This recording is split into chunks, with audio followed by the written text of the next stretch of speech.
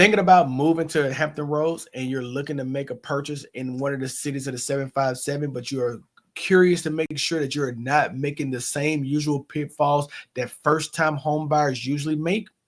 Well, in this video, I'm breaking down my top 7 first time home buyer mistakes that I see typically in 2025 when it comes to me walking into a seller's home to help them start to prepare to actually sell their property. I always ask, what made you land here in the first place? And in some cases, it always comes down to that they made a bad decision. And I want to help you in today's video make sure that you don't have that same pitfall or those same regrets after you unpack your boxes off that moving truck. So let's get into the 7 things that you need to know as a first-time home buyer as you're deciding to make that move to the Hampton Roads market. My name is Craig Houston. I'm with the Moving To Norfolk Team. If this is your first time actually being here with us, I want to welcome you to the channel, and I want to go ahead and get you to ring that notification bell and subscribe to the channel so that way you can be the first to learn about anything going on in the Hampton Roads market and across the 757.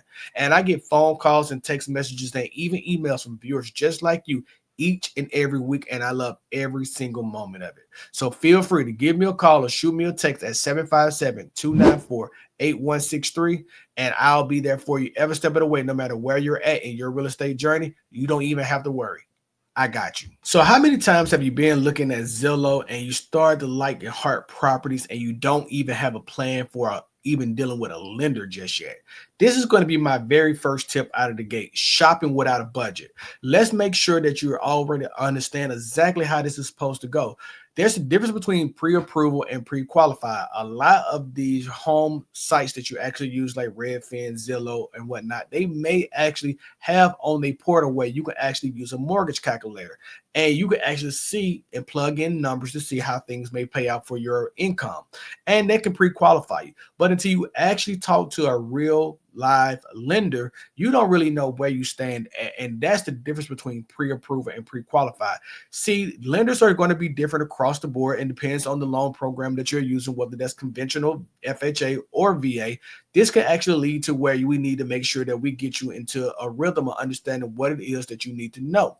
When it comes down to pre-approval, lenders actually take the income documents that you have, your last 2 years of tax returns. They actually do a soft credit pool or a hard credit pool, depends on the lender, and they're able to tell you what you actually qualify for from a pre-approval standpoint, meaning that it's already either one went through the automated underwriting system or it went through a manual underwriting system as well that the lender had to do to make sure that you are pre-approved for the amount that they say on paper that you're going to be pre-approved for with expectations. Now, on top of that, if you are a military buyer and you're actually getting BAH, a lot of times we always run into where a military buyer wants to make sure that their mortgage or their rent, even in either one of these cases, but we're talking about mortgages today, is underneath their actual BAH, or they have a little bit of room in between the BAH max and what their mortgage payments looks like. So when you're working with a lender who's going to pre-approve you, this is one of the main things that they can walk you through, because knowing the difference between what a $2,000 payment can look like and what a $2,300 payment can look like can be very significant in understanding exactly what are you willing to reach for and what you're willing to not deal for. Because at the end of the day, this is where you're going to actually be able to make a very informed decision, knowing what your principal, insurance, taxes estimates actually come in at when you're talking about these payments, and if that really fits in whether your income produces what it needs to produce, or if you're a military buyer and you actually have a basic allowance for housing, you can actually tell the differences there. Now, one of the other main things about this is that makes a difference is that you can always want to make sure that you're prioritizing and have an emergency buffer in your mortgage payment. You want to make sure that you're actually able to make sure that your budget allows for you to actually afford the house, but then also put a little bit of money away in a nest egg for when situations arises with your home. Because now that you're a homeowner, you're going to actually experience, there's going to be some things that you either want, one, need to get fixed, or two, you want to upgrade, or three, a combination of the two. And you want to take advantage of having that little bit of room that you can actually save every month for those opportunities that's going to show. Then on top of that, you want to make sure that this helps you actually go from speed to sale. This is what you really want at this point in time, because once you have all your documents uploaded with that lender and the lender has your pre-approval out, and sometimes, a lot of times, by the skin of your teeth, you could be moving a little bit faster than the next buyer And sometimes that could be the difference between you actually getting the home or missing out on the one that you actually really want. So my first tip for you going into this is that you always want to make sure that you have all your planning done when it comes to a pre-approval and making sure that you're shopping with the budget. This is the first buyer mistake that I typically see. Let's jump into number two. The second mistake that I typically see first-time home buyers make is not checking their commute routes, where they're actually going to be going to work every day or dropping kids off to school or having to deal with things that they don't like to be too far away from. This is one of the main things that you have to take into consideration when you move into the Hampton Roads market. And the reason why this is important to note is because you're definitely going to deal with traffic. You're definitely going to deal with tunnels, depends on your commute. And you're definitely going to deal with areas that's going to have high traffic volume during certain points of the day, whether there's shift turnovers, there's bus school zones, there's just so many opportunities here for you to be delayed in traffic in certain ways. And without knowing these things in advance, this could lead to you actually being impacted on a daily commute each and every day, which could wear on you over time. So I like to make sure that people understand that commuting is going to be a major factor here, because this is not one of those mass transit cities and opportunities and areas. You want to be sure that you understand that more than likely you're going to need a vehicle here to actually make your commute daily, what depends on your lifestyle. And then if you're not living in the inner city like Norfolk where you can bike, this is going to be one of the more paramount things for you. So when I talk about this, I always like to make sure that buyers understand you want to do a dry run of the commute itself. And then you want to make sure that you understand what is the variable here, whether I'm going to be there in 15 minutes conveniently, or what is the max that I can actually be delayed up to that I'll become comfortable with. And sometimes that can tend towards 35 to 40 minutes. One of the other things that you want to take into consideration when it comes to your commute is understanding exactly what zones that you want to be in for a high traffic volume. Because 5 o'clock traffic is a little bit different here in Chesapeake than it could be in Norfolk. And you really want to know the differences that that's going to look like. So when you take these into consideration, you want to make sure that you understand exactly what your commute is going to feel like and what it's going to be like. And definitely always make sure that you're looking at Waze and Google Maps when you're actually looking at these homes to understand the distance that you could be from where your place of employment is going to be at. Because one of the things that you don't want to do is relate to where the people that's paying, helping you pay your mortgages at, okay? Buyer mistake number three that I like to talk about is making sure that you don't ignore the HOA or condo rules. HOAs or condo rules can actually play a major part in buyer mistakes that I'll usually see. Sometimes this goes without understanding exactly some of the things that considers. Like if you're living in a townhouse or a condo, you may have assigned or reserved parking, but they may have very limited visitor parking. And a lot of times this can play a role for your family or for how you like to experience if you're one of those people who like to host major events at your home. And when you have limited parking, this can affect how things actually play out. And a lot of times, if you're violating limited parking rules, you can be towed out of that community as well. And that's another needed expense that you don't necessarily want to take on. Secondly, what you want to know is also making sure that you are aware of that certain condos and certain HOAs actually have breed and size restrictions on pets. This is one of the things that a lot of people don't know about, and their fur babies can be one of the main things that makes them stop from actually purchasing their home. So imagine that you want to have your fur baby in your home and then you can't even bring them there. And this is like a needed part of your family. That can make a world of a difference in where you actually purchase at. So making sure that you understand the condo docs and the rules can play a major part. On top of that, RVs and boats. A lot of times, a lot of HOAs and condos don't have a rule. Well, I shouldn't say don't. They should have a rule in place more than likely where they're saying that exterior storage is not going to be allowed in that community. So before you even purchase the toy or purchase the home, make sure that if you already have one of these, that you're already looking into condo docs to understand what that actually looks like when it comes to your community. Then also there's sometimes a rental restriction as well in place as well. Like if you're going to rent out the unit, sometimes there's a wait list. And in certain cases that you got to be living in the unit 6 to 12 months on the first year of your purchase to actually start renting out that condo or maybe that townhouse. So secondly, you want to make sure that you check these things out as well. Here's one of the things that you need to be aware of. If you are purchasing a resale condo or townhouse, you have 3 physical working days to actually review the HOA and condo docs once you're received. Once you receive those, you have those 3 days to review. And if you actually decide that this is not the place for you, you have that, within those 3 days, you have the right to terminate and release from it on their HOA docs. No questions asked, and get your earnest money deposit actually returned back to you. Now, if you move beyond those days, you're locked in and there's nothing that you can do about it. Then there's also an extended period of time as well for you if you are buying new construction that comes with an HOA or condo doc as well. And if you're purchasing directly from the builder of a new condo or HOA community, you get 5 calendar days to actually review the condo docs to make a decision if this is actually going to be the community that you'll be okay with living with. So I always suggest read through the rules, understand exactly what is going on. And then one of the major things to check out too is to make sure that sometimes that budget that they actually provide you in the HOA or condo docs actually shows that they're able to take care of a lot of the things that's actually going to be a part of the community. Because what you don't want to do is actually take over a unit that's going to be your property, and then the first thing that you do is get hit with an assessment directly into that new community as well that you just purchased in. Buyer mistake number 4 that I typically see is that buyers are usually chasing the wrong home type versus lifestyle that they would like to have. What do I really mean by this? I mean that you can actually see that sometimes buyers think that all square footage remains the same, whether that's a single family home or a detached residential or just even a townhouse or a condo. It could all make a world of difference. Depends on how that square footage is laid out. Like take for instance, if you take a condo or a HO or a townhouse, you can actually have where it's going to have the same square footage of about 1,750 square feet, but you're going to actually have a lot less upkeep because the condo association or the townhouse community may actually have a master insurance policy where they take care of all the exterior amenities about your property. Then that means that you only have to take care of the interior.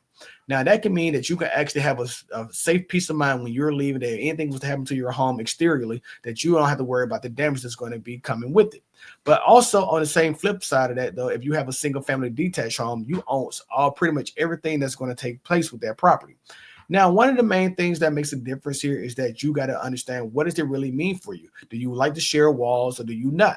Or do you also want to be in charge of understanding what you get to take care of from your purview when it comes to your property? A lot of times this will make a lot of differences for a lot of people, and sometimes it can change what they think of a free and flowing relationship with their home. To me, this is one of the major things that you have to take into consideration, because if you're looking at living in, say, like anywhere like Norfolk, you may be living in Ghent or Larchmont, where you have very limited space, or you may be looking at Blue and Chicks Beach, or you may be somewhere down on the ocean front where your square footage just doesn't give you the space that you need. But looking at it in the second sense, if you're looking in Chesapeake or Suffolk, you may have a lot more space, a lot more yard, garage, 2 or 3 of them, and that may be something that you like to take into consideration. So do you like kayaks? Do you like garages? This is some of the things that you need to play in your mind in the back of it as well. Because sometimes even if you want that workshop, you need to plan ahead to understand exactly what it is that you want. Your wife may want a she shed, and you may just want somewhere that you can have a man cave. A lot of times those things play out in the situations that you want, and you want to make sure that you understand all of those things. I think this is going to be one of those situations where you got to have a give and take in the back of your mind. What is it going to give you a more semblance of? So either your budget expands to where you're going to afford whatever it is that you want on the water or near the beach or with the ocean views, or you make sure that you have the budget as well, that you can say, you know what, I may need to live a little bit further out, get that square footage, and also actually be able to get some of the amenities that I love, like a garage, workshop, or whatever. So a lot of these things got to go into consideration. And this is one of the buyer mistakes that a lot of people make without thinking twice about it sometimes. So I really want you to make sure that you understand what it is that you're doing when you're thinking about moving to the Hampton Roads market. Next up is going to be buyer mistake number 5. And this is more so bad timing with your schedules and getting your move in correctly. Now, a lot of times, a lot of buyers like to shop whenever they get their PCS orders. Now, if you are PCS into the market, and if we're talking about even if you're getting temporary moving orders, or if you're just taking a new job assignment on in this area, is one of the more things that you want to be aware of and prevalent about is that the summer months are going to be our busiest times in the Hampton Roads market. So inventory is going to shift very fast in this market. When it comes to the spring market, you can typically have a little bit more wiggle room, and that fall market is really going to be based on opportunities that you're going to find that matches what you're looking for. And in the winter months, you're going to see a lot more sellers actually take their time, keep their home together for themselves, and then prepare to put their home on the market in the spring. So inventory will be a lot less in the winter. So depending on your time frame for moving, this could be a situation where you want to make sure that you're paying attention to what's really going on in the Hampton Roads market. This is why it is important to be plugged in with me, so that way I can keep you abreast of exactly what is going on at any given time in our market as well. Secondly, from there, what you really want to do is when you want to pay attention to what your closing date is actually going to be, and floating a little bit of budget in there where you may need 1 to 3 weeks to actually close out your lease and assume your mortgage. Now, here's the thing. Here's one of the pro tips that I love to make sure buyers understand. It's important that you always close at the end of the month as much as possible. And the reason why is because you get to skip the next month coming. So let's just say this is August right now. If you decide to actually close on August 31st and your next payment is not going to be until October 1st, you actually get to skip the whole month of September. So if your lease was to end in August 30th, August 31st, or September 30th, you're at least done paying that lease. And now you're getting ready to pay your first mortgage payment October 1st. So this gives you a little bit of breathing room to actually make sure that you're actually able to get things done. Now, coordinating your closing dates with school opening dates is one of those things that a lot of people don't think and take into consideration. You always want to talk to the school zones that you're actually going to be actually looking at, or at least looking them up for reference to see what their school calendar looks like. A public school county in our area actually has a public school calendar, and they're easily searchable on the internet. So you always want to make sure that you take those into consideration and look for other resources like niche.com and citydata.org and actually greatschools.org to give you a lot more information on those school zones as well. One of the major things that I love to tell people all the time is I suggest that you always contact the administration at your own purview to understand exactly what you're looking for when it comes to your kids and understanding exactly what it is that you should expect out of that school community that you will be attending. That's one of the more prevalent things that I always think is important to note, and one of the things that can make your impactful move quickly. Okay. Now, also, timing up exactly how your household goods is actually going to get from point A to point B. Whether you're moving them yourself or some shipping supplier is going to do it for you, you always want to make sure that you have that already planned out and organized to the point where it can make it a smooth move for you. If you're going to be using friends, you want to make sure you already have coordinated that as well. I think this is one of the more prevalent things that a lot of people don't take into consideration, and it's always a skip, jump, and a hurdle try to figure out how they want to take care of it.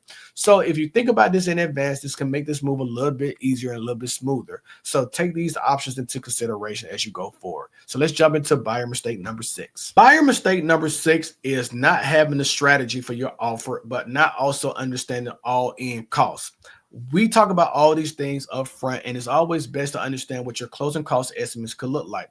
When you speak to the lender, like we go back to tip number 1, you always want to understand what your closing cost fees could be, because every mortgage that actually comes with it has associated closing costs. Now, with the associated closing costs, this is one of the things that you want to understand. It's going to estimate your payment for sure, which is going to be your principal, insurance, taxes, and anything else involved with it, right? And your interest.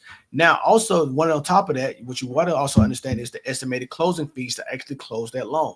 This is the money that you're going to need at the closing table to actually make sure that this loan actually transaction goes through. Every mortgage actually comes with closing costs associated with it. And it's a lot of times it's the things that goes into actually making sure everything is organized and taken care of for you when it comes to the transaction, but then also things that covers the mortgage as well too up front. Then also on top of that, what you also have is now you got to come up with an offer, or you got to get seller concessions. If we're talking about seller concessions usually looks like where the seller is actually helping the buyer actually offset some of their expenses that's going to be actually need to be covered to actually pay for the mortgage. Now, sometimes this can be utilized as paying for down the interest rate on a rate buy down, or this can just be used as essential cash to actually offset their costs for closing. Also, on top of that, what you want to take into consideration is other expenses that can come with taking on a mortgage as well, too. Like after you write the offer, you also have to worry about an appraisal, a home inspection, and any other things like a survey as well. And these are things that you want to make sure that you have the expense money up front just in case for. Now, also what you want to take into consideration as well, too, is that you may also have to take care of anything that comes up ends like a termite and moisture inspection. Sometimes these things come up, and this is going to help with your negotiations, or sometimes this is what you got to understand, where that may be part of things that buyers may have to pay for. Now, also having a strategy for when it comes to an offer depends on what's really going on. Just because you're offering the purchase price that's actually listed does not mean that you will have the best offer that's on the market at that point in time for any particular home. There could be a secondary offer that can ask for more or that can ask for less, but they actually have other terms and structures of the deal that can make sense. So this is why I think it's important to make sure that you understand that if it's a house is fresh on the market, you more likely are going to be paying top dollar for that home. But if it sits on the market a little bit longer, it could lead to where you may actually wind up getting a better deal than what you could have got for the same comparable home that was on the market less than 2 days. So this is really one of those things where it's going to be a give and take relationship when it comes to offering and making sure that you're actually putting the right deal out. Now, a lot of times what usually happens at this point in time is that a lot of buyers, they're taking information from people who purchased homes during the pandemic.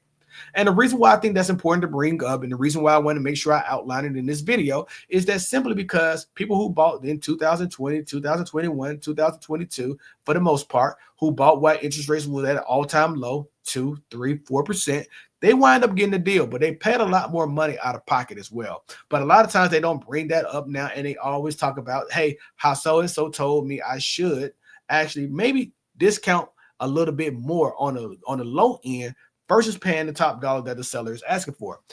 At any given time, I always like to make sure that you understand, as your real estate agent, I will do whatever you would like for me to do and write an offer the way that you would like for that offer to be structured and written.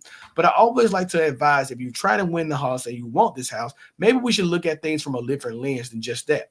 So every single situation always matters. I think every offer should come at a certain point where you're trying to get the best deal for yourself as the buyer, especially when I'm representing you as the buyer. But we also want to make sure that that offer makes sure it doesn't get rejected, or that you're not in a situation where you may not even get an opportunity to renegotiate with the seller. I always want to make sure that you have the best opportunity possible to land the house that you actually think is important to you. And a lot of agents won't tell you things like this, and I understand that I may not be the agent for everyone. But at the end of the day, I want to make sure that you are getting the best representation that you possibly can from me, because I would never want you to think that you're not getting the best representation. Imagine if you actually had a lawyer who was at court and they was just taking your money, but they was not doing any of the hard hidden questions to make sure that you was able to get off on whatever it was that you was there to be represented for. So you want to win in all cases, and I always want to win too. So I really want to make sure that I outline this as that, yeah, just because your Uncle Timmy or your aunt Mindy decided to actually do a certain thing a certain way at a certain point in time 20 years ago, that may not work in today's market, especially in Hampton Roads. But we can always talk about whatever it is that you're thinking about detailing in these episodes, because I always want to make sure I give you the best chance possible to end up with the home that you love. And that's more important to me than anything else. So that's why I like to make sure that first-time home buyers understand that this tip right here is so important, because you want to make sure that you get what you want and what you deserve. Let's jump into buyer tip number 7. Buyer mistake number 7 is going to be not understanding appraisals or inspections. And here's the best thing to understand. That lies on me. I want to make sure that I always give you the best information possible to make sure that you are going to be taken care of no matter what it is. So that way that you have the best information at your disposal to make an informed decision and an educated decision as the buyer. When it comes to inspections, you're always going to be hearing from me saying, get your termite and moisture inspection and get your home inspection. Now, the home inspections could be a cost that you're going to have to pay for as the buyer. But as a termite and moisture inspection, you or the seller can pay for it in the Hampton Roads market.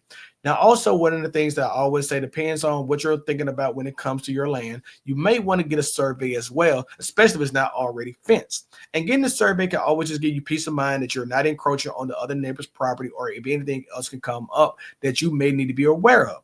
Now, one of the things that a lot of people don't take into consideration is appraisals. When it comes to the appraisal, there could be some situations where things can come in light, meaning that the purchase price that you're actually agreed to may not come in at the value that the appraiser has actually gave notice of value to the bank at. When this happens, then there could be a different negotiation that could take place where things can get adjusted in the contract. But knowing these things is something that you should be prepared for just in case it happens. Now, when it comes to your home inspection, you are going to get all the information that you need, and you should be able to select the home inspector that you like. Now, me as an agent who actually does a lot of transactions, I actually sees that, you got to be prepared for whatever situation comes. So I always have a team of experts that actually help with this. When it comes down to it, this helps you make an informed decision, once again, like I mentioned previously before. And once we make that informed decision, we can negotiate repairs with the seller if there's anything that's necessary. Now, that negotiation could lead to where you're actually going to get repairs complete, and then you also move into your appraisal phase, what we just talked about. Sometimes it can come in at value, above value, or even lower than value. Lowering in value is typically the main thing that a lot of people worry about and concern themselves with. I think this is the main part of the situation where you need to make sure that you're just making the understanding part of your mind is that we are going to have to negotiate that again. And if we have to renegotiate that at that certain point, then that can lead to where the buyer and the seller may have to do different things than they thought originally planned to make the deal work or actually move forward, consider with nothing actually changing at all. It just depends on the situation and the terms of the agreement that you're actually in at that current time. So to me, this is one of the main things that you need to worry about here at this point in time. But this is 7 mistakes that I always think that first-time home buyers need to be more prepared for at this point in time. So let me know. Comment down below which one of these tips that I just gave today as a buyer mistake that a lot of people make that you need to be aware of related more to you in this situation. I would love to know what your feedback is because I love to make sure that I'm always keeping my pulse on what's going on in our Hampton Roads market. And like I said before, if you found value in this content, I definitely want you to hit me with a like and go ahead and subscribe to the channel and ring that notification bell so that way you can continue to be informed and get more information like this about our Hampton Roads market at any given time. I also want to make sure that you understand I'm here for you no matter what time of the day it is. 9 days if you're moving, 90 days if you're moving. I'm always going to be ready and prepared and equipped to help you make that smooth move to Hampton Roads market. So if you feel like that you need that assistance at any given time, feel free to give me a call at 757-294-8163. And no, like I said before, no matter where you're at in your journey, don't worry, I got you. And if you like this type of content that I provided today, definitely check out this video right here because that one's going to be a banger as well too. I'll catch you in the next video. Y'all stay safe. Peace.